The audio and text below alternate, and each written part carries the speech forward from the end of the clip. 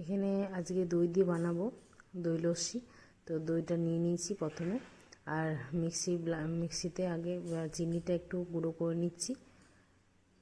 তোমরা যদি জুসের ব্লেন্ডার থাকে তাহলে জুস করা ব্লেন্ডারেও করতে পারো।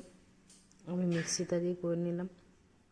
চিনিটা একটু গুঁড়ো হয়ে গেলে তারপর যতটা পরিমাণ দই নেবে আমি একটু রেখে দিলাম আবার পরে বসানোর জন্য।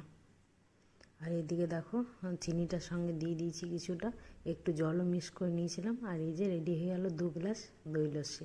গরমের দিনে খেতে দুর্দান্ত লাগবে। তাহলে তোমরা ঠান্ডায় রেখে দেবে ফ্রিজের মধ্যে, একটু ঠান্ডা হয়ে গেলে আরও টেস্ট লাগবে। আজকের মতো এই পর্যন্ত ভিডিওটা। এবার আসছে অন্য কোনো ভিডিও নিয়ে। থ্যাংক ইউ সো মাচ সবাইকে।